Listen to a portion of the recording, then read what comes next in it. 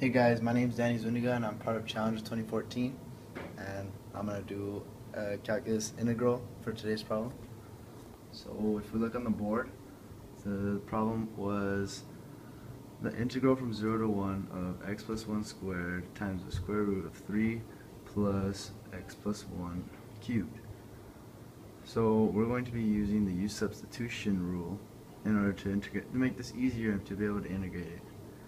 And so the reason I chose this rule is because if you pick this value in here under your square root, the 3 plus x plus 1 cubed, to be your u, when you take the derivative, it's gonna become a squared function, and here you have a squared function, so they'll end up canceling out.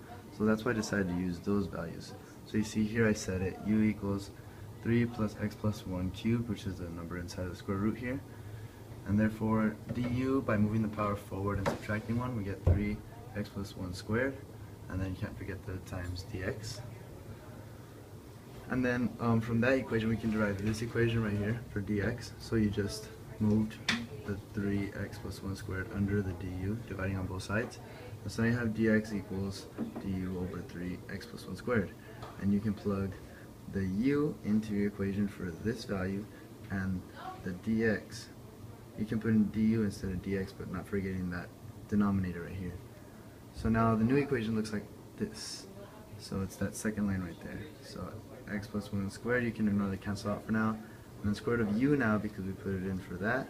And then times du over 3x plus 1 squared, which is what we put in for dx.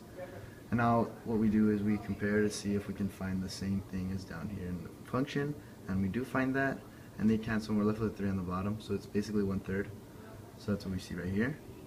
And those two canceled out, so now I have square root of u times 1/3 du.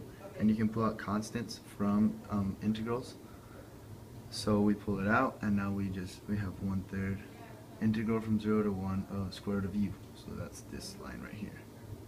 So now the next thing we do is we take the integral of the inside function, of the u function right here. So now we have u to the 1/2 to make it easier to see. And so you add 1 to the power, and then you divide by that, which is divided by 3/2, and then you put the power up to 3/2. So now instead of dividing by 3/2, you can say you're multiplying by 2/3 in that next step. So that's what I did from here to here. And then 1 over 3 times 2 over 3 is 2 over 9. And you keep that u to the 3/2. And so now that you have it all simplified, you want to put this back into the u.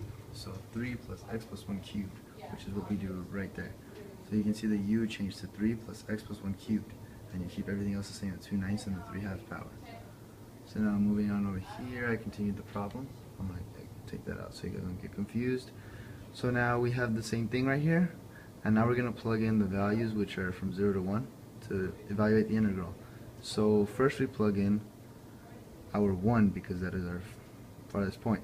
So we plug in 1 right here, and we get 2, and that's where I got this 8 from. So we keep the same function as you see here. We plug in 1 instead of x. We get 2, and this is 8. Everything else stays the same.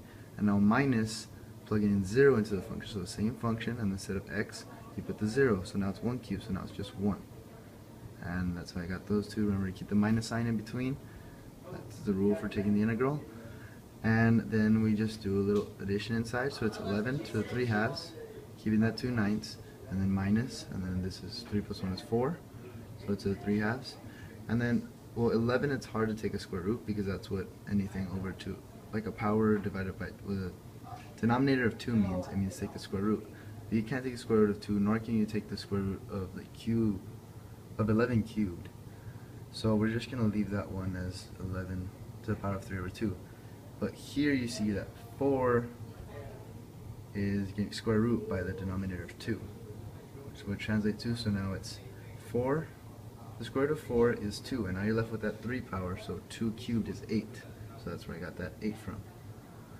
And now you can multiply negative 2/9 and 8, so you get negative 16 over 9, and you keep that 11 with the power of 3 over 2. And if you want to get it in numerical terms, you can put that into your calculator, and you will end up with 6.333, we'll say, and that's the actual number So thank you guys. Hope this helped.